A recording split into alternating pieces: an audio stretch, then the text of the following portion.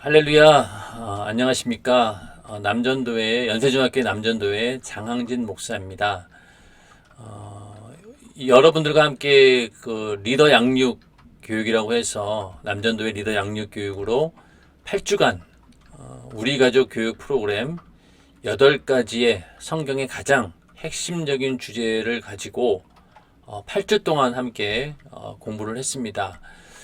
그리고 두 번째 그 교육 프로그램으로 이번에는 성막에 대해서 함께 공부를 하고자 하는데, 성막에 대해서도 뭐 굉장히 많은 그런 자료들도 있고 하지만은 담임 목사님께서 쓰신 저서 가운데 내가 거할 성소를 지으라 라고 하는 저서가 있습니다. 이 책을 가지고 뭐 언제까지 될지 모르겠어요. 함께 은혜를 나누고자 하는데, 이번에는 뭐 다른 교재를 가지고 하는 것이 아니라 그 책 두 권을 하나하나 한 글자도 빼지 않고 자세하게 한 줄 한 줄 읽어가면서 함께 은혜를 나누고자 합니다. 내가 거할 성소를 지으라라고 하는 책은요, 이 상권, 하권 이렇게 두 권으로 되어져 있습니다. 상권, 하권 두 권으로 되어 있는데 이 책은요, 담임 목사님께서 뭐 개척하시기 전에도 이 성막 강의를 하셨고, 또 개척하자마자 아마 성막 강의를 하셨고요. 또 노량진 성전에 있을 때 또 성막 강의를 하셨고, 그런 어떤 이제 목사님의 성막에 대한 그런 설교들을 교회 신문 영혼의 때를 위하여 아주 오랫동안 이제 매주마다 연재를 했습니다. 그래서 그 연재된 것들을 다시 모아서 책으로 이제 정리를 해서 만든 게 이제 내가 거할 성소를 지으라라고 하는 책인데, 그 책을 이제 구성을 하면서 많은 자료들을 더 모으고 또 검증도 하고 그렇게 해서 탄생한 책이 바로 내가 거할 성소를 지으라라고 하는 이 두 권의 책입니다. 여기 나오는 그 사파도 다른 데서 가져온 게 아니라 직접 뭐 그림이나 사진을 보고 우리 교회 청년 중에 디자인하는 청년이 그걸 보고 이제 그렸어요. 그렇게 해서 총천연색 칼라 화보를 막 넣어가면서 이제 만든 책이 바로 이 내가 거할 성소를 지으라라고 하는 책입니다. 어떤 성막에 관한 책보다 굉장히 자세하게 나와 있고 또 정리가 잘 되어 있으니까 여러분들이 이 책을 상권 하권만 잘 읽게 되면은 성막에 대해서는 거의 다 전체적인 어떤 맥락뿐만이 아니라 자세한 내용까지도 다 이해할 수 있기 때문에 이 책을 가지고 공부를 하고자 합니다. 일주일에 2번 할 예정입니다. 주일날 한 번 하고요. 목요일날 한 번. 매일 밤 8시가 되면은 제가 녹화한 이 동영상을 유튜브 채널에 올려놓습니다. 장항진 목사의 소금창고라고 하는 유튜브 채널로 들어오시면은 주일날 8시 이후 또 목요일날 8시 이후에 동영상이 올려져 있기 때문에 그거를 그때 아무 때나 그 이후로 아무 때나 자유롭게 시청하시면 돼요. 여러분 예전처럼 뭐 링크를 보내거나 그럴 필요 없이 그냥 그 소금창고라고 하는 그 채널에 들어오시면은 여러분들이 언제든지 동영상을 볼 수 있습니다. 그리고 지난번에 했던 1차 그 8가지 주제에 관한 그 교육도 우리 가족 교육 프로그램도 지금 동영상에 다 올려져 있습니다. 여러분들이 다시 한번 보실 분들 또 못 보신 분들은 그 동영상을 보시면 됩니다. 1차 교육을 할 때 어떤 주제는 뭐 하다 보니까 2시간이 넘는 경우도 많았고 어떤 교육은 3시간 넘는 경우도 있었어요. 그러다 보니 이제 너무 좀 길다 그런 생각도 들어서 이번 교육은 짧게 한 1시간 안으로 다 끝내도록 하겠습니다. 그 대신 책에 있는 내용들을 하나하나 빠뜨리지 않고 아주 꼼꼼하게 다 그러니까 하나하나 짚어가면서 강의를 하고자 합니다. 여러분들 이것이 뭐 얼마나 될지는 모르겠지만은 하여튼 상권, 하권 요것만 정확하게 아시면은요 성막에 대해서 굉장히 많이 아실 수 있습니다. 이 책은요 총 6부로 되어 있는데 1부, 2부, 3부가 상권이고요 4부, 5부, 6부가 하권입니다. 그래서 1부, 2부, 3부에는 어떤 1부, 2부는 성막에 대한 서론의 의미예요. 서론. 그런데 이제 3부부터 이제 성막 문부터 시작해가지고 이제 하나하나씩 이제 설명이 들어가는데 하권에 가서는 이제 3부는 이제 물두멍까지, 그러니까 그 성소라고 하는 그 안으로 들어가기 전까지 그 단계를 말하고, 4부, 5부까지는 뭐냐면은 이제 성소 그 안에 들어가게 되죠. 그 안에 들어가서 여러 가지 기구들과 함께 또 마지막으로 지성소에 들어가는 것까지. 그리고 6부에 가서는요, 여러 가지 제사에 대해서, 구약의 제사에 대해서 설명을 하고 있습니다. 이 정도만 이제 알게 되면은 성막에 대해서는 굉장히 많이 알 수 있는데, 여러분들에게 꼭 권하고 싶은 것은요, 이 성막을 실제 사이즈로 만들어 놓은 곳이 있어요. 모형이나 이런 뭐 조그만 어떤 그런 모형으로 만들어 놓은 게 아니라 이 당시 때 실제 사이즈로 만들어 놓은 그런 곳이 있습니다. 여러분들이 그 성막 그런 걸 한번 체험해 보시면은요, 이해가 굉장히 빨라요. 자, 우리가 그 성막을 이제 공부해야 되는 이유를 먼저 좀 짚어볼게요.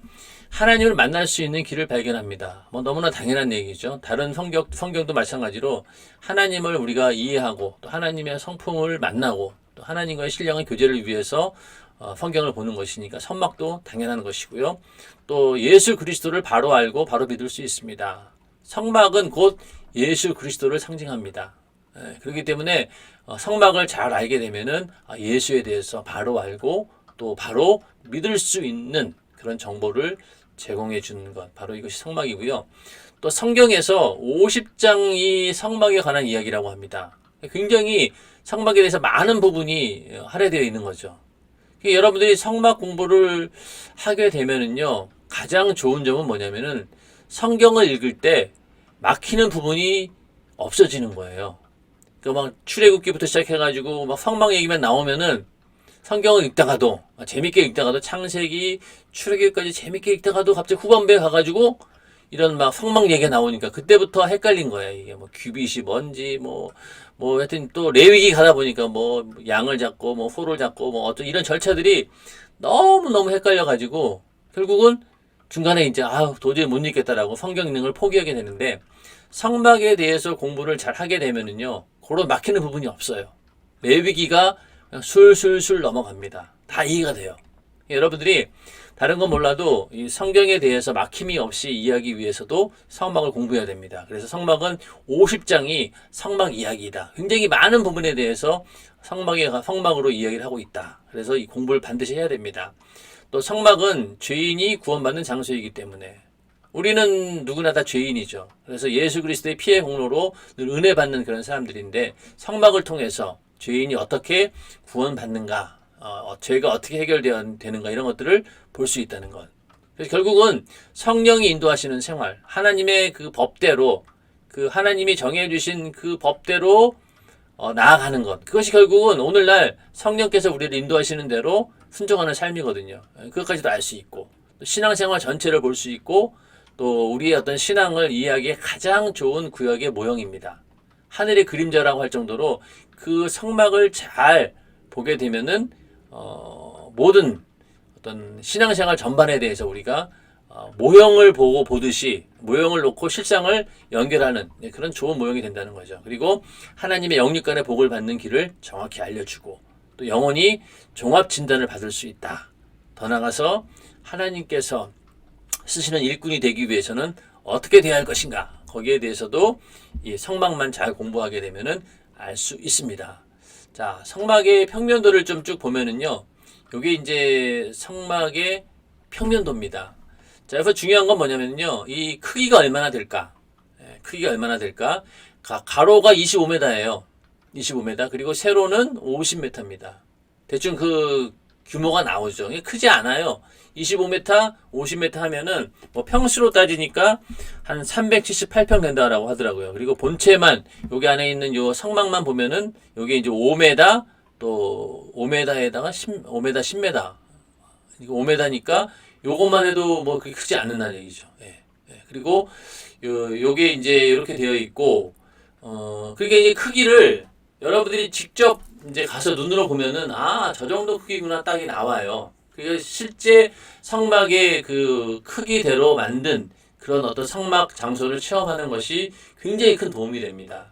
그래서 또 거기 있는 모든 기구들도 실제 사이즈로 만들어 놨기 때문에 번제단 딱 보면은 이 정도 크기였구나, 여기서 제사를 드렸구나, 물두멍도 그렇고 안에 있는 금초대 모든 기구들을 실제 사이즈로 볼 수 있는 그런 곳이 있습니다. 예, 여러분들 한번 가보시면 알게 되고요. 그래서 그 성막 체험하러 갈 때 아무것도 모르는 상태에서 가면은요 정말 아무 의미가 없죠. 성지순례도 마찬가지입니다. 성지순례도 성경에 대해서 예수 그리스도의 생애에 대해서 성경에 대한 지식이 전혀 없으면은요 가도 뭐 의미를 몰라요. 그런 것처럼 이 성막 체험도 성막에 대해서 내가 공부를 좀 많이 하고 알고 가면은요 하나하나가 다 눈에 들어옵니다. 아, 요게 성경에서 그렇게 얘기한 거구나. 그러면서 하나하나 그 모양이라든가 이런 것들 다 하나님 정해 주셨기 때문에 그런 것들을 세밀한 것들을 보면서 은혜 받을 수 있어요. 근데 모르면은 그런 게 눈에 들어오지도 않아요.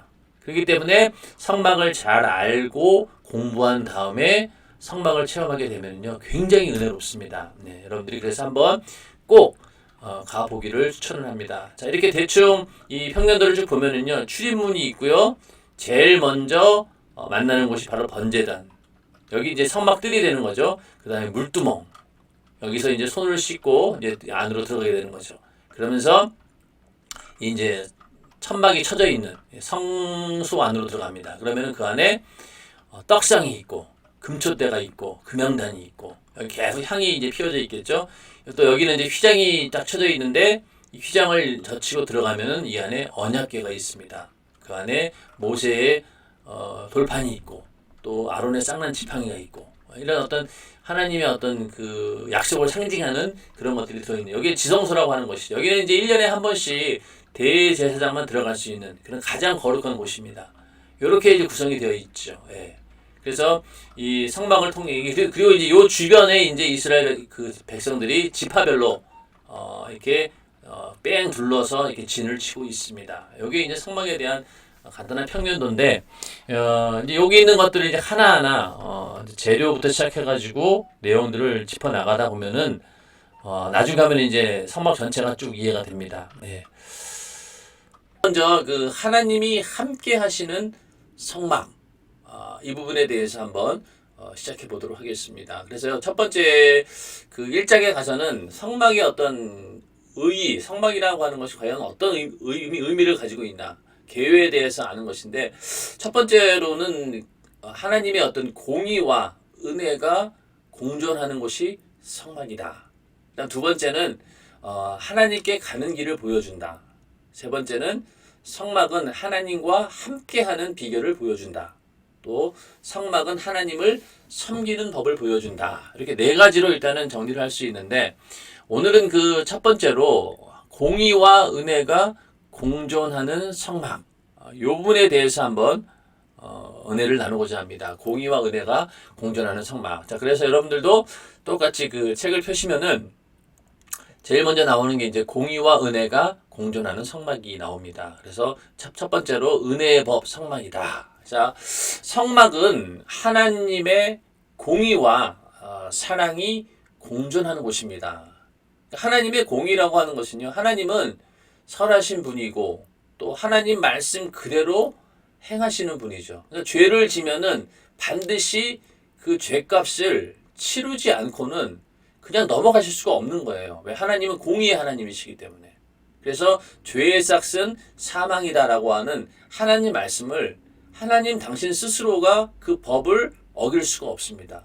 인간은 공의롭지 못하기 때문에 자기가 한 말에 대해서 책임지지 않죠. 왜냐면 내가 예전에는 이렇게 말했지만은 지금 와가지고 상황이 달라지면 또 자기가 어떤 이해관계가 달라지게 되면은 말을 바꿉니다. 그러나 하나님께서는 절대로 공의로우신 분이기 때문에 하나님께서 하신 말을 번복하거나 그것을 다시 뒤집거나 또 거기에 대해서 부인하지 않습니다. 하나님 말씀은 1.1획도 변함이 없이 그대로 이루어지는 말씀이죠. 그게 바로 하나님의 공의입니다.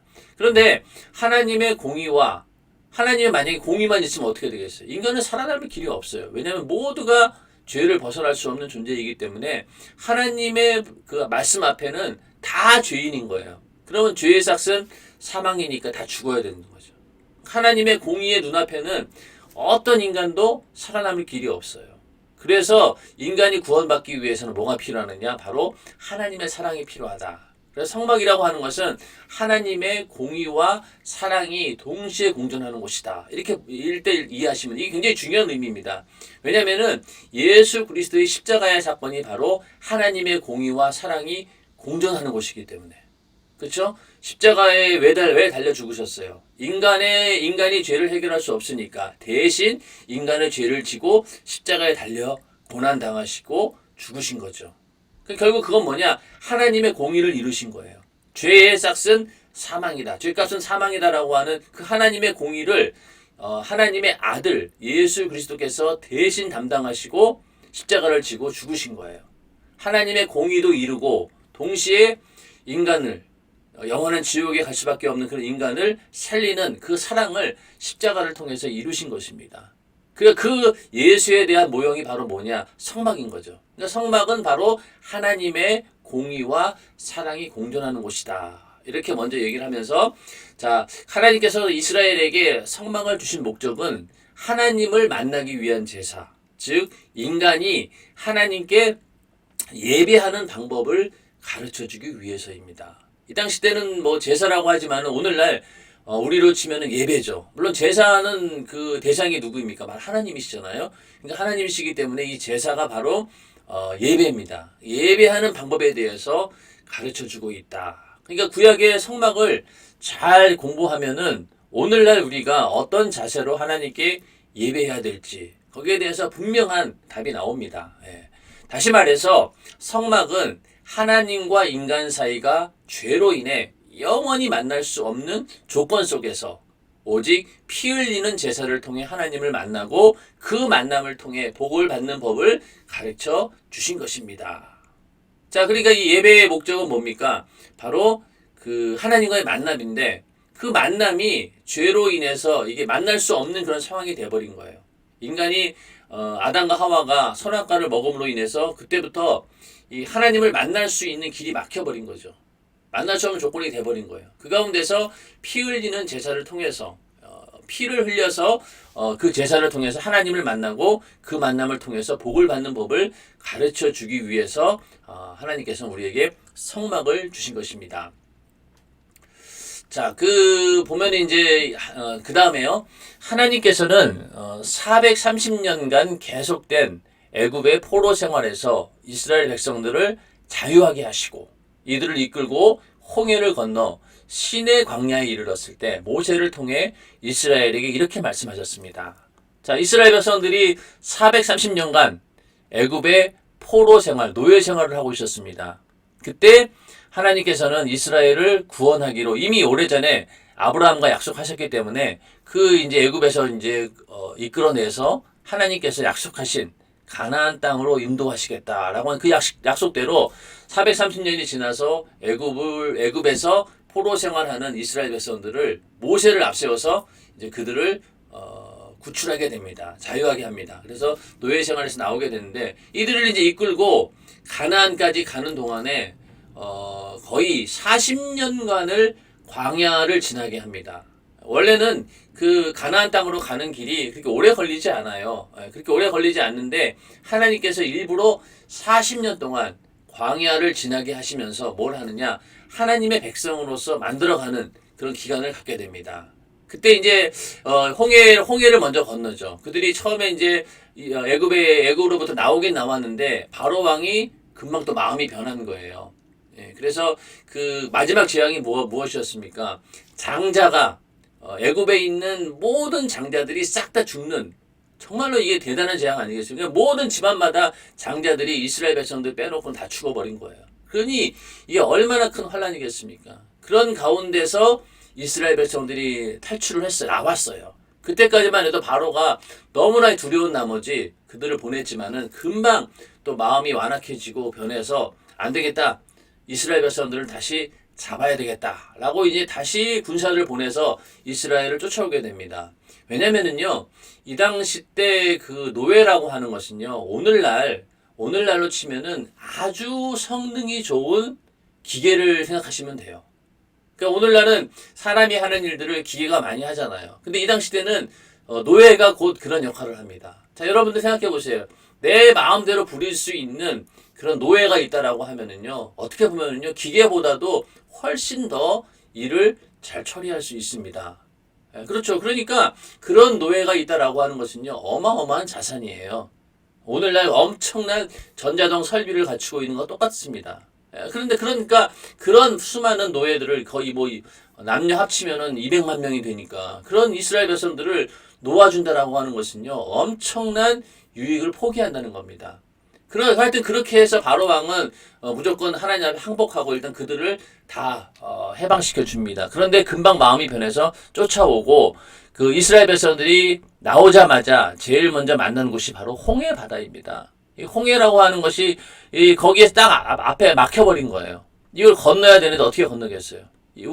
이스라엘 백성들의 힘으로는 건널 수 없습니다. 하나님께서 어떻게 하셨어요? 그 홍해를 갈라주셨잖아요.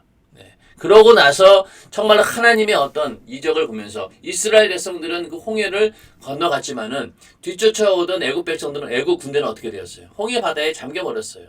그래서 그 홍해를 이스라엘 백성들이 유유히 진짜 발바닥에 물 하나 붙이지 않고 그냥 쑥 지나간 겁니다. 그런 다음에 이제 시내 광야에 이르게 되죠. 시내 광야에 이르렀을 때 이제 하나님께서 모세를 통해서 이렇게 말씀하십니다. 자, 출애굽기 19장 4절부터 6절 말씀인데 나의 애굽 사람에게 어떻게 행하였음과 내가 어떻게 독수리 날개로 너희를 업어 내게로 인도하였음을 너희가 보았느니라. 세계가 다 내게 속하였나니 너희가 내 말을 잘 듣고 내 언약을 지키면 너희는 열국 중에서 내 소유가 되겠고 너희가 내게 대하여 제사장 나라가 되며 거룩한 백성이 되리라. 너는 이 말을 이스라엘 자손에게 고할지니라. 이렇게 말씀하셨어요. 자, 여기서부터 하나님께서 이 이스라엘 백성들을 이제 노예 생활에서 나왔으니 그 430년간 애굽에서 노예 생활을 했으니 완전히 그 노예 근성에 쩔어 있었겠죠. 그냥 모든 게 다 노예인 거예요. 노예의 어떤 습성, 노예가 가지고 있는 그런 모든 그런 나쁜 것들을 다 가지고 있었겠죠. 근성 자체가. 그러니 그러한 근성을 가진 사람들을 새롭게 하나님의 백성으로 만들기 위해서 하나님께서 언약을 하신 거예요. 그래서 너희가 어떻게 그 애굽에서 나왔는지를 일단은 그 은혜를 잘 기억하고 내 말을 잘 듣고 내 언약을 지키라는 거예요. 그러면 어떻게 되느냐? 열국 중에서 내 소유가 되겠고 또 제사장 나라가 되며 거룩한 백성이 되리라. 이렇게 약속해 주신 거예요. 그러니까 이건 뭐냐면은 하나님께서 40년간의 광야 생활을 통해서 이 이스라엘 백성들을 노예 근성에 쩔어 있는 이스라엘 백성들을 제사장 나라 또 열국 중에서 내 소유 거룩한 백성으로 만들겠다라고 약속해 주신 겁니다. 그러니까 이스라엘 백성들은 이 말을 듣고 어떻게 했겠어요? 그러니까 하나님께서는 이스라엘에게 제사장 나라, 거룩한 백성이 될 것을 제안하시고 그 조건이 뭐였습니까? 하나님의 말씀, 즉 언약을 지켜야 한다. 하나님 말씀, 즉 언약을 지켜야지만이 이 약속하신 말씀이 이루어진다는 겁니다. 근데 이제 그때까지는 이스라엘에게는 하나님이 원하시는 삶이 무엇이며 또 죄와 불의가 무엇인가를 구별할 수 있는 어떤 기준이나 삶의 규범이 없었습니다.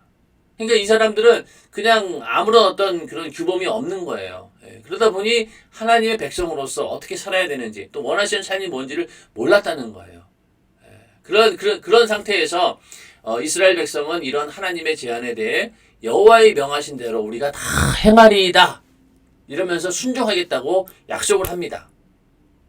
그 다음에 이제 하나님께서는 모세를 시내 산으로 부르셔서 40일 밤낮 동안 율법과 계명을 직접 하나님의 친수로 적은 그런 돌판을 친히 기록한 돌판을 율법과 계명을 친히 기록한 돌판을 모세에게 주게 됩니다. 자, 그러니까 이런 모든 하나님의 언약 그것을 아주 요약한 10계명 이것을 율법과 계명을 기록한 돌판을 이제 모세에게 주게 되는데 그래서 모세가 40일 밤낮 산에 올라가서 하나님과 대면하면서 이 그 율법과 계명을 친히 기록한 돌판을 이제 가지고 내려오게 되죠. 근데 많은 사람들이 그 생각하기를 그냥 그 모세가 10계명 그 돌판만 받은 줄 알아요. 그렇지 않습니다. 여기 보면은 이제 만약 십계명만 받았다면은 절망입니다. 이게 왜냐면요. 자, 십계명인 율법은 죄를 알게 해주는 기능만 있기 때문에 십계명을 받은 인간들이 계명대로 살지 못하여 죄를 지으면 죄값은 사망이니 살 길이 없습니다. 자, 여러분들 만약에 하나님이 아까 처음에 말씀드린 것처럼 공의로우신 하나님, 그러니까 죄에 대해서 심판하시고 그 값을 반드시 물으시는 그런 심판의 하나님이라고 하면은요, 우리가 그 말씀을 접했을 때, 율법을 접했을 때 완전 절망이에요. 왜? 살 길이 없으니까. 율법이라고 하는 것은 죄를 알게 해주는 기능이 있습니다. 그러니까 우리가 뭐 그 병을 진단할 때도 의사가 이렇게 진단을 해보죠, 검사를 해보죠. 그러면은 당신은 여기에 문제가 있습니다라고 지적을 해준다는 거예요. 그런데 만약에 병을 그렇게 지적만 해주고 살려주지 못하면, 치료해주지 못하면은 어떻게 되겠어요? 그 사람은 내가 어떤 병이 들었는지 뻔히 알면서 죽을 수밖에 없잖아요. 그런 것처럼 우리 인간도 이 하나님 말씀을 통해서, 율법과 계명을 통해서 내가 죄인임을 알고 깨닫게 됩니다. 그런데 그 십계명 받은 그 인간들이 그 계명대로 살지 못하고 죄를 지면 어떻게 되겠어요? 살 길이 없는 거예요. 그러니까 율법이라고 하는 것은요, 아무리 우리가 잘 지킨다 한들, 자주 말씀을 드리지만은, 뭐, 모든 율법을 다 지키다가 마지막에 가서 하나 잘못 지키면은요, 지금까지 지킨 게 다 무효가 되는 거예요. 그러니까 뭐 100가지 중에서 99개를 지켰다 하더라도 한 가지 안 지키면은요, 그 죄로 그냥 사망인 겁니다. 그러니까 어느 누가 이 하나님의 완전한 법을 지킬 수 있겠냐고요. 못 지켜요. 그러니까 이 십계명만 받았다라고 하면은 우리 인간들은 계명대로 살지도 못하고 또 죄를 짓게 되면은 살 길이 없는 거예요. 그래서 하나님께서는 또 하나의 선물을 주셨는데 그것이 바로 성막의 설계도입니다. 자, 죄를 지은 사람들이 살 수 있는 그런 길을 열어주셨는데 그게 바로 하나님의 선물인데 바로 그것이 성막의 설계도라는 거죠. 그러니까 많은 사람들이 모세가 하나님으로부터 십계명만 받은 줄 알아요. 그것만 막 얘기해요.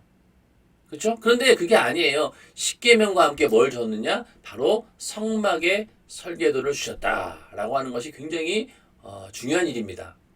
자, 성막이라고 하는 말은요, 뭐 여러 의미가 있겠죠. 이건 이제 나중에 또 이제 성막에 대한 여러 의미를 좀 알아볼 수 있는 시간들이 있는데, 성막이라고 하는 말은 히브리어로 미슈칸이라고 하는 말인데 거룩하게 구별된 장소, 하나님만이 임하시는 장소라는 뜻입니다. 여러 가지 다른 뜻도 있어요. 하여튼 굉장히 거룩한 장소, 하나님이 임하시는 그런 장소인데, 성막은 율법을 범한 사람이 양과 소와 비둘기와 수송아지 염소를 가지고 와서 그것에 피를 흘리고 제사를 드림으로 죄사함을 받는 곳입니다. 그렇죠? 그러니까 성막은 죄사함을 받는 곳이에요. 그러니까 아까 그 모세의 율법을 통해서 아이고 나는 죄인이구나, 내가 이런 죄를 지었구나 라고 깨닫는다라고 하면은 양이나 소나 비둘기, 수송아지, 염소 이런 것들을 가져와서 피를 흘리고 제사를 드립니다. 그리고 죄사함을 받는 곳이에요. 자, 그래서 율법이라는 정죄의 법이 오면은 반드시 그 죄를 용서하는 법도 와야 합니다. 다시 말해서 율법이 하나님의 공의의 법이라면 성막은 은혜의 법입니다. 자, 율법이라고 하는 정죄의 법이 오면은 반드시 그 죄를 용서하는 법도 함께 있어야 된다는 거죠. 그래서 하나님께서 십계명의 돌판과 함께 이 성막의 설계도도 주신 거예요. 그러니까 율법이 하나님의 공의의 법이라면 성막은 바로 은혜의 법입니다. 이게 오늘 키포인트입니다. 그래서 율법이라고 하는 하나님의 공의와 또 성막이라고 하는 은혜의 법, 이걸 같이 주신 거예요. 십계명은 바로 공의의 법, 그리고 성막은 은혜의 법인 거죠. 이래야지만 인간이 살 길이 있는 것이지, 만약에 그 율법만 주시면 어떻게 되겠어요? 인간은 살 길이 없어요. 하나님은 이와 같이 법을 주시고 법에서 잘못되어 멸망할 때 살리는 은혜도 함께 주시는 바로 사랑의 하나님이십니다. 하나님은 사랑이시다라고 얘기하지만은 공의만 있어갖군요, 사랑의 하나님이 안 됩니다. 왜?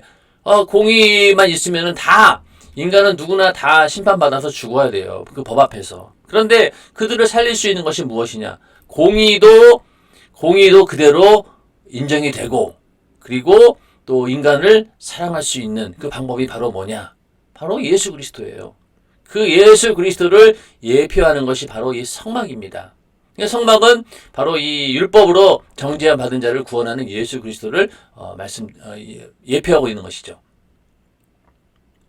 자, 그래서 이 성막은 예수 그리스도를 상징한다. 이렇게 타이틀을 시작을 하면서, 자, 성막이 이처럼 율법을 범한 자들의 죄를 사하는 역할을 하였기에 성막은 곧 예수 그리스도를 상징합니다. 그러므로 우리는 성막에서 예수 그리스도를 발견해야 합니다. 자, 율법을 범한 자들의 죄를 사하는 역할. 그러니까 성막이 그런 역할을 한 거잖아요. 율법으로 죄를 범한 자들이 그 죄를 용서함 받기 위해서 성막에 와서 피 흘리는, 그런 짐승의 피를 흘리는 제사를 드렸어요. 그런 역할을 성막이 했다라고 하면은 바로 오늘날 예수 그리스도가 무엇입니까? 우리가 우리의 죄를 대신 담당하신 그 예수 그리스도, 그분을 향해 그 피의 공로를 믿고 예수님께서 나를 위해서 대신 짐승이 흘린 그런 피처럼 피를 흘려 죽으셨다라는 것을 믿는 순간 우리는 그 죄에서 사함받게 되지 않습니까? 그러니까 성막에서 우리는 예수를 발견해야 합니다. 자, 예수 그리스도께서 이 땅에 오신 목적이 무엇입니까? 자, 갈라디아서 3장 13절에 보면은요, 그리스도께서 우리를 위하여 저주를 받은 바 되사 율법의 저주에서 우리를 속량하셨으니 기록된 바 나무에 달린 자마다 저주 아래 있는 자라 하였습니다. 자, 라고 하셨으니 예수는 율법으로 죽게 된 사람들을 구원하기 위해 오셨습니다. 맞죠? 그러니까 그리스도께서 우리를 위하여 저주를 받은 바 된 이유는 율법의 저주에서 우리를 속량하셨다는 거예요. 왜? 나무에 달린 자마다 저주 아래 있는 자라. 그러니까 우리는 이 율법이 하나님의 선하신 법이지만은요, 그거를 지키지 못하면은요, 그냥 우리는 그 율법이 저주가 되는 거예요. 왜? 지키지 못하니까. 다 그냥 죄만 드러나고, 그러니 결국 죄값을 해결하지 못하면은요, 우리는 그 율법으로 인해서 그 저주에 의해서 그냥 영원히 멸망이에요. 예. 그 나무에 달린 자마다 저주 아래 있는 거예요. 그러니까 모든 사람들이 그 율법대로 따지면은요, 십자가에 달려 다 매달아 죽여야 돼요. 그런데 그 십자가에 달려 죽으시는 그 죄값을 하나님의 아들 예수 그리스도께서 담당하신 거잖아요. 그러면서 우리의 율법의 저주에서 우리를 속량하셨다. 그래서 율법으로 죽게 된 사람들을 구원하게 오셨습니다. 예수는 율법으로 죽게 된 사람들을 구원하기 위해 오셨습니다. 인정하시면 아멘 하시기 바랍니다. 이게 굉장히 중요하죠. 율법으로 죽게 된 사람들. 자, 그래서 성경에서 예수를 소개할 때 요한복음 1장 14절 말씀입니다.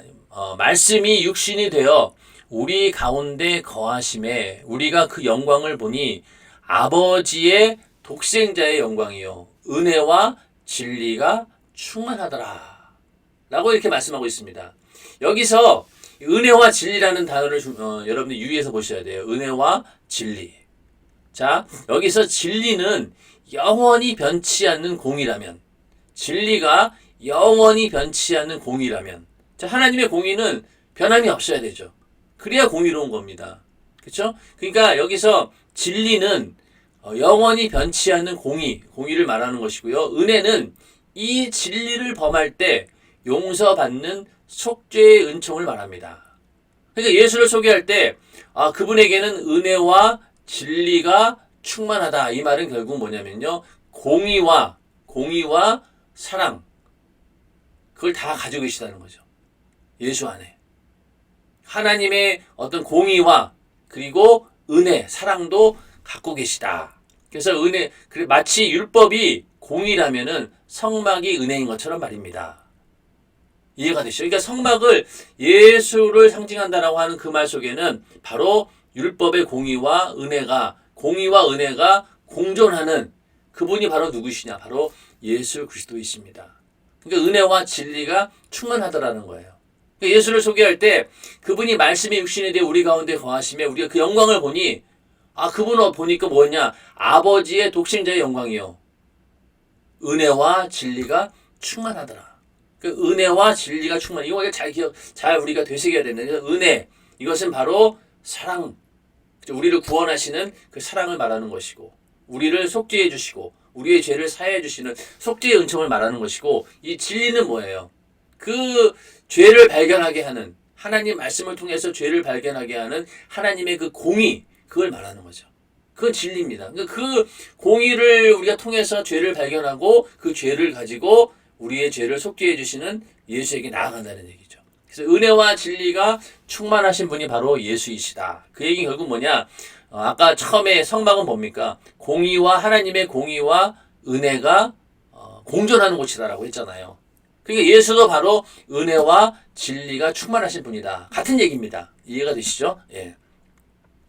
자, 예수께서는 이 땅에 오셔서 나를 저버리고 내 말을 받지 아니하는 자를 심판할 리가 있으니 곧 나의 한 그 말이 마지막 날에 저를 심판하리라고 말씀하셨습니다. 자, 그러니까 하나님께서는 그 아들이 이 땅에 오신 이유가 뭐냐? 그 오셔서 하신 말씀들이 있잖아요. 예. 그 말씀대로 말씀을 믿지 않는 자들, 또 내 말을 받지 않은 자들을 심판하신다는 거예요. 나의 한 그 말이 마지막 날에 저를 심판하신다는 거예요. 그러니까 율법도 있고요. 또 예수님께서 이 땅에 오셔서 직접 하신 말씀도 있어요. 그건 뭡니까? 너희가 회개하고 죄를 가지고 나에게 나와라. 그러면 너를 살려줄 것이다. 라는 어떤 예수님께서 하신 얘기들이 또 있습니다. 율법의 구약을 예수님께서는 보완하셨죠. 그래서 죄의 문제도 예전에는 겉으로 행동으로 지은 죄만 죄다라고 했지만은 예수님께서는 그 율법을 강화하셔서 마음으로 미워만 해도 살인한 것이요. 또 마음으로 음욕만 품어도 어떻습니까? 간음한 자요. 미워하는 것만 미워만 해도 살인한 자요. 이렇게 예수님께서는 하나님 말씀을 더 강화시키신 거예요. 그러면 뭐예요? 더 심판할 수 있는 그런 이유가 더 많아진 거죠. 예를 들어서 율법으로 봤을 때는 뭐 행동으로 내가 죄를 짓지 않았으니까 내가 죄인이 아니라고 할 수 있겠지만 마음으로 지은 죄까지 해버리면은요, 이 인류 어느 누구도 그 죄를 벗어날 길이 없는 거예요. 모두가 바로 율법 앞에 또 예수님께서 하신 그 말씀 앞에 완전 심판을 받아야 되는 거예요. 더 강화된 거죠. 그러니까 이 심판을 피할 자가 있습니까? 그렇기 때문에 예수 안 믿으면은요, 다 지옥 간다는 거예요. 어느 누구도 예외가 없어요. 왜? 아까 말씀드린 것처럼 눈에 보이는 그 율법의 그 계명하고 또 마음속으로 그 하나님이 주시는 그 말씀대로 내가 마음으로도 그런 죄를 짓지 않는 그런 자가 없잖아요. 그러니까 다 인류는 싹 다 심판받을 수밖에 없는 겁니다. 근데 이 심판하시기 전에 어떤 일을 하셨습니까? 친히 십자가에서 고난당하고 죽으심으로 우리가 영원히 살 길을 열어놓으셨습니다. 그러니까 심판하기 전에 먼저 살 길을 열어놓아 주신 거예요. 그게 바로 십자가의 사건입니다. 그러니까 모든 사람들이 심판받아야 마땅하는데 그 심판하시기 전에 예수님께서 이 땅에 오셔서 친히 십자가에 고난당하고 죽으심으로 우리가 영원히 살 길을 확 열어놓으신 거예요. 그게 바로 예수 그리스도의 십자가의 사건입니다.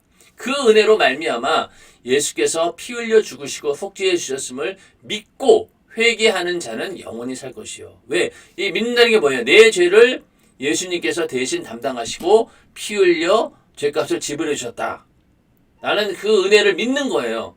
믿고 회개하는 것. 내가 이런 죄를 지었습니다라고 회개하는 자는 영원히 산다는 겁니다. 그러나 회개치 않는 자는 어떻게 되죠? 그 입의 말씀대로 심판을 받게 된다는 겁니다. 이렇게 하나님은 언제나 은혜와 공의로 우리를 사랑하시는 분입니다. 자, 이 얘기가 결국은 성막과 연결이 되는 거예요. 그러니까 성막도 마찬가지로 그 모세의 그 율법만 갖고 있으면 어떻게 되겠어요? 다 그냥 이스라엘 백성들은 죄인인 거예요. 그런데 그 죄를 용서해 주기 위해서 성막을 주시고 성막에서 짐승의 피를 흘리게 하신 겁니다. 결국 그 모든 게 다 뭐냐?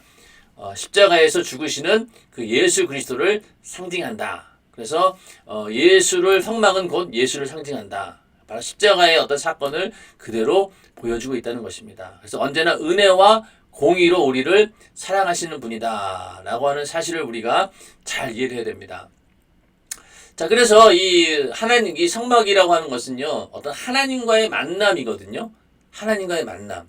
그러니까 하나님과의 만남이 그 이루어진다라고 하는 것만큼 큰 축복은 없죠. 왜냐면은 하나님께서 우리와 함께 하신다. 예수 그리스도를 임마누엘이라고 하는 건 뭡니까? 하나님께서 우리와 함께 하신다라는 그런 뜻인데 그것만큼 인간에게 큰 축복은 없습니다. 천지를 지으시고 모든 만물을 주관하시는 그런 전지전능하신 하나님이 나와 함께 하신다? 그러면은 그것만큼 더 큰 복이 어디 있겠어요? 그래서 성막을 짓게 된 동기는 하나님의 특별한 지시, 하나님의 명령 때문입니다. 인간이 요청한 게 아니에요. 하나님께서 일방적으로 명령하셨어요. 근데 이거는 아무나 받을 수 있는 명령이 아니라는 거죠. 지구상에 모세라는 단 한 명을 통해 주신 명령이었기 때문에 모세는 정말로 축복받은 자입니다. 네, 맞습니다. 모세를 통해서 하나님께서 너희와 함께 하시겠다라고 하는, 내가 너와 함께 하겠다라고 하는 그런 명령을 주셨기 때문에 모세는 정말로 그 메시지를 전한 자로서 축복받은 자이죠. 자, 이 세상에서 하나님이 하실 수 있는 최고의 축복은 바로 내가 너와 함께 하겠다라는 것입니다. 자, 만약 여러분들이 기도하는 중에 내가 너와 함께 하고 있어, 내가 너와 늘 함께 해, 이런 어떤 성령의 감동이 온다라고 하면은 얼마나 위안이 되겠습니까? 또 실제로 우리가 기도할 때 그런 위안을 많이 받죠. 다른 거 필요 없어요. 이 지금 문제나 어떤 고난과 역경, 여러 가지 내 상황, 이런 것들이 해결되건 말건 그건 나중 문제예요. 더 중요한 건 뭐냐면요. 하나님께서 나와 함께 한다라고 하는 것이 모든 어려움을 이겨낼 수 있는 힘이 된다는 겁니다. 자, 우리가 문제가 있을 때 그 문제 앞에서 절망을 하고 좌절하고 난 도저히 할 수 없어 라고 한계에 딱 부딪혔는데 그때 만약에 하나님께서 내가 지금 너와 함께하고 있어 라고 우리를 격려해 주신다라고 하면 어떻게 되겠어요? 그 힘을 가지고 우리는 그 태산보다 높아 보이던 그 문제들을 넉넉히 해결할 수 있는 것입니다. 그렇게 믿음을 주시는 분이에요. 그러니 내가 너와 함께 하겠다라고 하는 이 말씀 한마디, 그 말씀을 이루는 것이 바로 성막인데, 그러니 이 약속의 말씀이 이스라엘 백성들에게 이루어졌으니 이게 얼마나 큰 복입니까? 그렇죠? 그래서 모세에게 하나님이 거할 성소를 지으라고 명령하신 것은 대단한 축복입니다. 성막이 완성되고 하나님이 그 성소에 임재하실 때 하나님의 영광이 충만했다고 했습니다. 이건 나중에 이제 성막을 다 지은 다음에 그 말씀을 또 보게 될 텐데, 하여튼 이 성막이 완성된 다음에 하나님께서 너무너무 기뻐하신 거예요. 왜? 하나님께서 인간과 함께하는 그 장소를 만드셨으니, 그 일을 이루셨으니 인간도 기쁘고 또 하나님께서도 기쁘시고, 그러고 해서 그 순간 하나님의 영광이 충만했다. 이것이 가장 큰 복이다라고 하는 것이죠. 자, 애굽을 탈출하여 광야로 나온 이스라엘 민족에게는 어려운 문제가 첩첩이 쌓여 있었습니다. 자, 광야 생활의 고통은 이루 말할 수 없이 어려운 일이었습니다. 자, 광야에서 1시간만 서 있으면 열사병으로 당장에 숨이 끊어질 수밖에 없습니다. 농사를 지을 수도 없고 또 목양도 할 수 없는, 아무것도 할 수 없는 곳이 바로 광야입니다.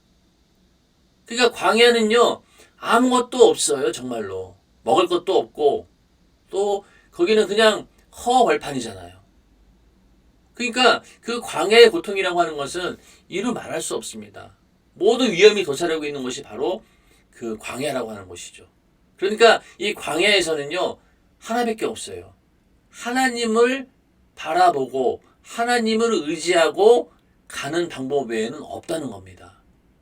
그래서 오히려 이스라엘 민족에게 가장 큰 축복의 때가 언제냐? 하나님과 함께 하면서 광야를 지날 때예요. 왜? 그때는요, 다른 거를 볼 수 있는 틈이 없으니까. 왜? 봐도 희망이 없어요. 모든 환경이. 그러니 이스라엘 백성들은 그냥 하나님만 바라보고 가는 거예요. 구름기둥, 불기둥, 하나님께서 그 인도하신 대로 가고, 또 하나님이 주시는 만나를 그냥 받아 먹고, 또 물도 하나님께서 주시는 물 마시고, 100% 하나님만 의지하고 살았던 그 세월이 바로 이 광야의 40년입니다. 이때 이스라엘은 가장 영적으로 깨어 있었다라고 해도 과언이 아니죠. 왜? 하나님께서 항상 함께 하셨으니까. 그런 절망의 장소에 홍해를 가르신 하나님, 또 애굽왕 바로의 앞에서 끌어낸 이 전능하신 하나님이 그들과 함께 하시기 위한 성소를 지으러 가실 때 얼마나 기뻤겠습니까? 그러니까 완전 절망인 그런 장소에서, 그렇죠? 하나님께서 물론 인도하셨지만은 그런 절망의 장소에서 홍해를 가르시고 또 애굽왕의 그 완악한 마음을 그냥 무너뜨리고 이스라엘을 확 끌어내신 그 전능하신 하나님이 그들과 함께하기 위해서 성소를 지으라고 하니 이게 얼마나 큰 기쁨이냐는 거죠. 그래서 이것은 이스라엘에게 엄청난 축복이다. 그래서 충만한 영광 가운데 있다는 것이 이스라엘 민족에게는 얼마나 큰 축복이었겠습니까? 하나님께서 함께 하신다는 것.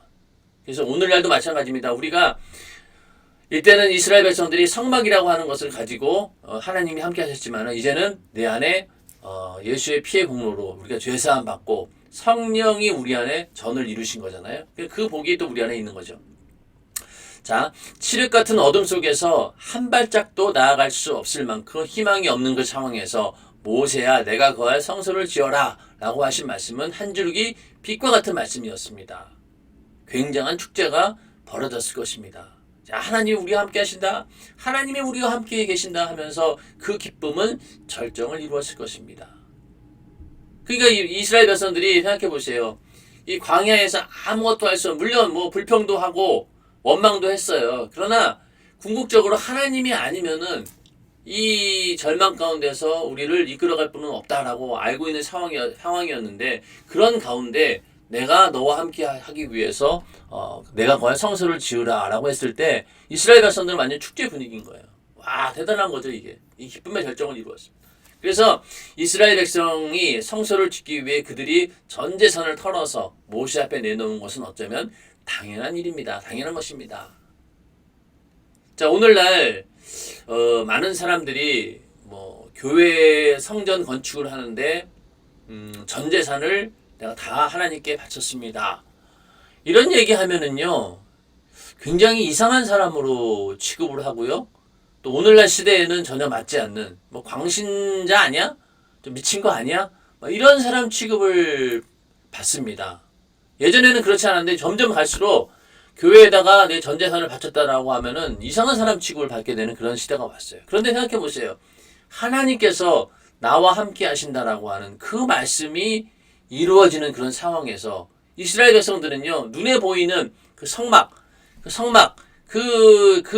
안에 있다라고 하는 그런 믿음을 가지고도 자기가 가지고 있는 전 재산을 다 내놓았는데 우리는 어떻습니까? 우리 안에 성령으로 하나님의 전이 이루어진 거잖아요. 하나님께서 예수를 통해서 우리와 함께 하시는 그 축복을 주셨는데 우리는 더 큰 하나님께 감사를 드리는 것이죠. 자, 그래서 출애굽기 25장 8절 9절에 보면요. 내가 그들 중에 거할 성소를 그들을 시켜 나를 위하여 짓되 무릇 내가 내게 보이는 대로 장막의 식양과 그 기구의 식양을 따라 지을지니라. 자, 성막을 지으라는 것은요, 하나님이 있을 곳이 없어서 거기 계시겠다는 것이 아닙니다.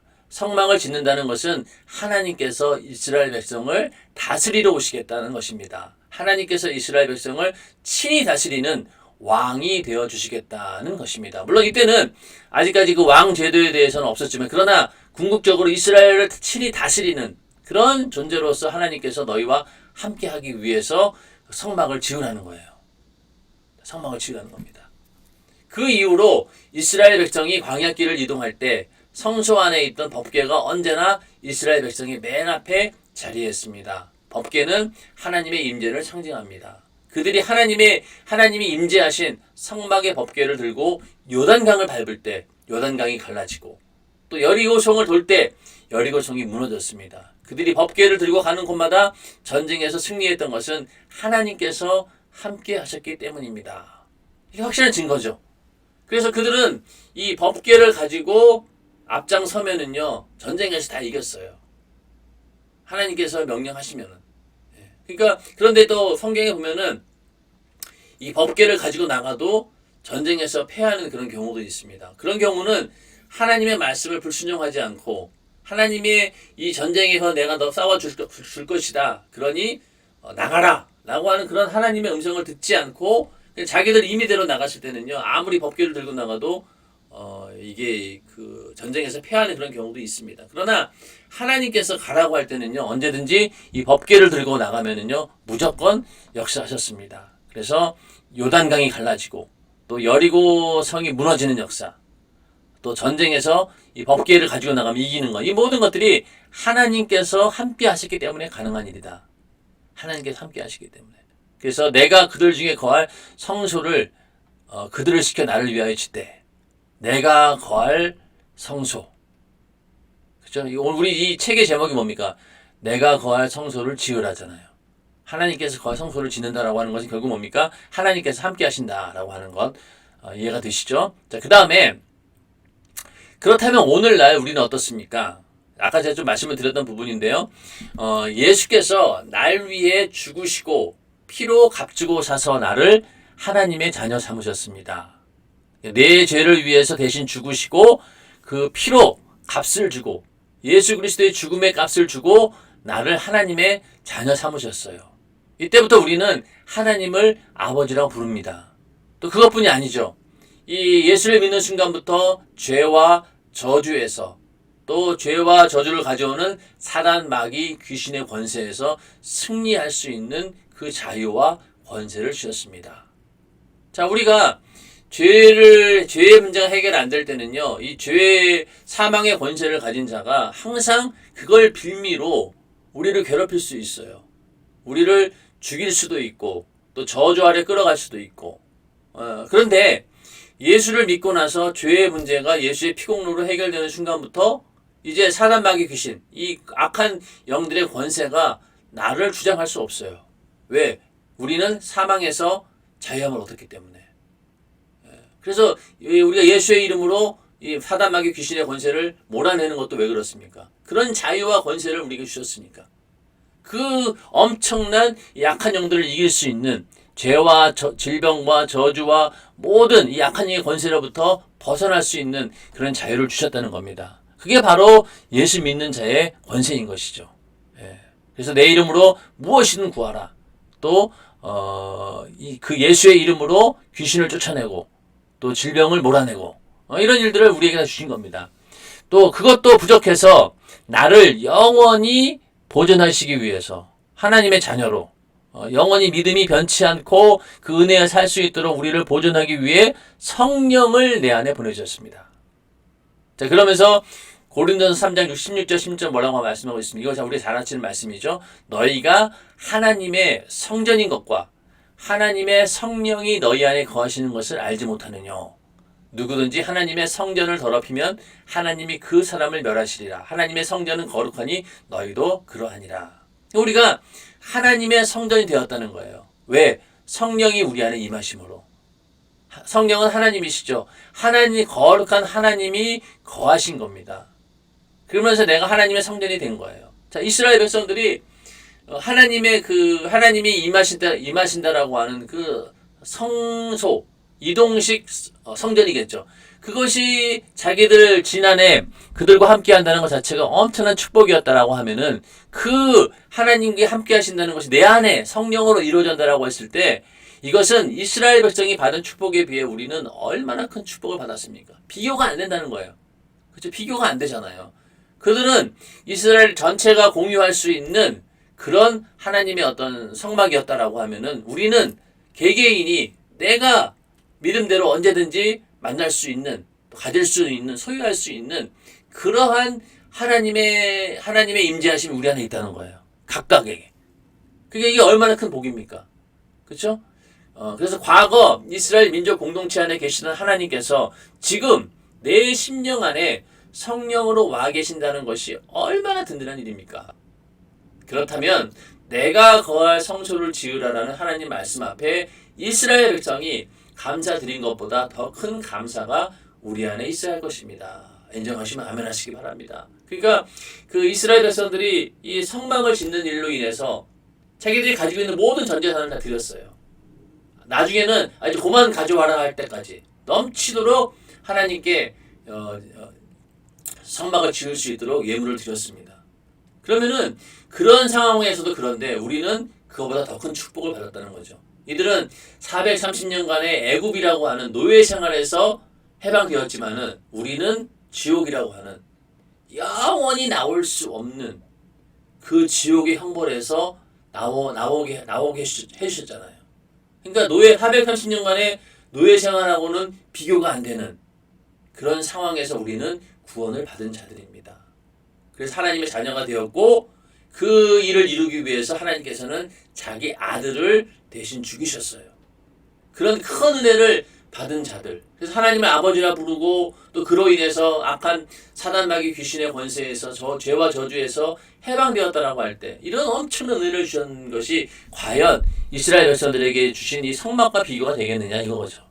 그래서 성막은 예수를 얘기하고 있는 것이고 우리는 그 예수를 내 안에 모신 자들이다. 그러니까 그들은 성막을 통해서 어떤 하나님의 죄를 순간적으로 그 어떤 제한적인 어떤 용서함이죠. 그러니까 속죄가 완전한 속죄가 아니라 매번마다 이렇게 짐승의 피를 흘리는 그런 제한된 그런 용서, 속죄라고 하면은 우리는 하나님의 아들 예수의 피값으로 영원한 속죄, 더 이상 한 번에 그 제사로 끝나는 거예요. 그런 복을 받은 자들이기 때문에 더 큰 감사가 우리 안에 있어야 할 것이다 라고 얘기를 하고 있습니다.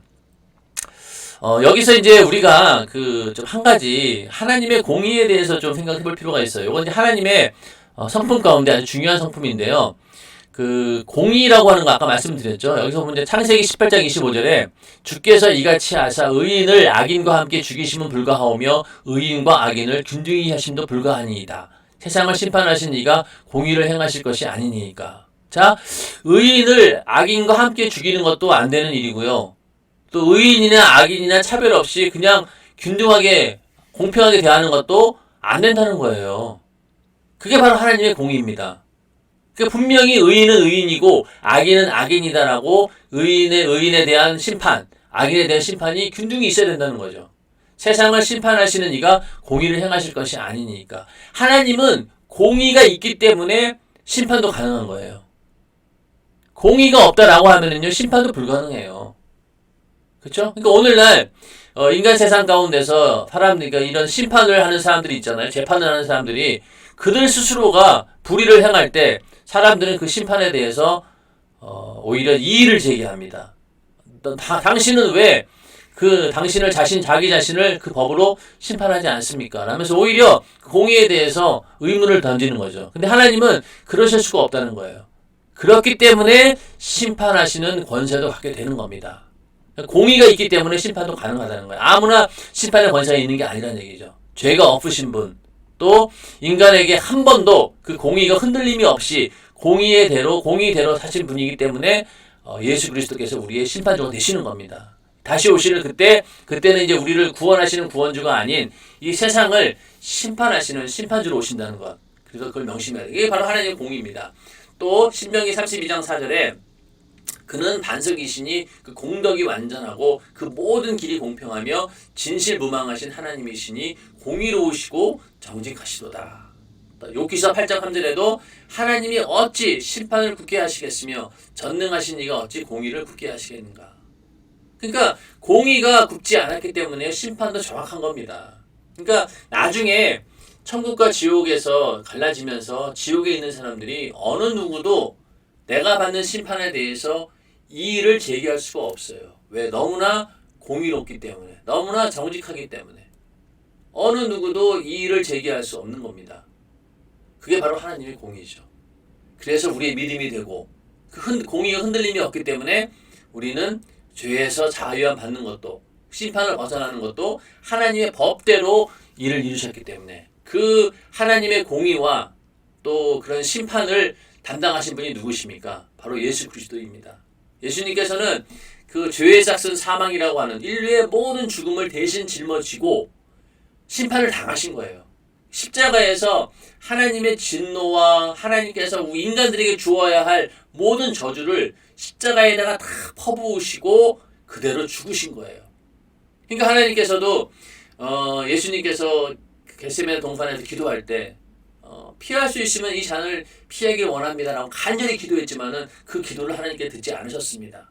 침묵으로 일관하셨어요. 왜? 그래야지만이 하나님의 공의를 이루시기 때문에. 하나님께서는 이 공의를 이루시기 위해서 자기 아들을 대신 죽이신 겁니다. 그만큼 우리 인간을 사랑하셨다는 거죠. 그래서 오늘은 제일 중요한 것이 바로 하나님의 공의와 또 그리고 은혜가 공존하는 것이 바로 성막이다.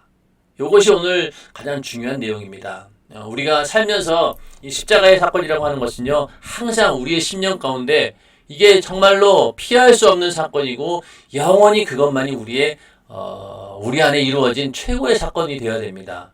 왜? 늘 우리는 하나님의 말씀, 공의 앞에 불의한 자고 그 죄를 피할 길이 없는 그런 자인데 하나님의 아들 예수님께서 나에게 은혜를 베푸시고 사랑을 베푸셔서 나를 그 심판에서 벗어나게 하셨다. 그 이유가 우리가 살아가는 존재의 이유고 또 죽은 다음에도 영원히 우리가 찬양해야 하는 제목이 바로 그것입니다. 바로 하나님의 공의와 또 은혜가 공존하는 곳, 그것이 바로 성막이다. 성막의 바로 첫 번째 의의가 주고 있는 사실 내용은 굉장히 대단한 거예요. 이것만 알아도 성막에 대해서 금방 이해가 되십니다. 오늘은 이 하나님의 어떤 공의, 또 하나님의 은혜가 공존하는 곳이 성막이다라고 하는 그런 내용을 가지고 함께 은혜를 나누어 보았습니다. 담임 목사님의 설교도 그렇고요, 책도 그렇고 한 줄 한 줄 읽을 때마다 이게 어떤 경우에는 굉장히 우리에게 큰 임팩트를 줍니다. 그러니까 말씀을 통해서 들을 때 우리가 큰 은혜를 받는 것처럼 이 글로 표현된 것도요, 그 안에 생명이 들어있기 때문에 한 줄 한 줄 읽으면서요 굉장히 우리에게 큰 충격을 줘요. 여러분들이 그래서 그 책을 읽을 때 또 다른 하나님의 은혜를 주시기 때문에 이번 이 성막 강해는 목사님의 저서를 한 줄 한 줄 빠지지 않고 다 하나하나씩 읽어보면서 거기에 필요한 것들을 추가해 가며 함께 은혜를 나누고자 합니다. 다음에는 이제 그 다음 두 번째 이야기를 가지고 또 함께 은혜를 나누고자 합니다. 함께 시청해 주셔서 감사드리고요. 하나님의 은혜와 사랑이 충만하기를 주님의 이름으로 축원합니다. 감사합니다.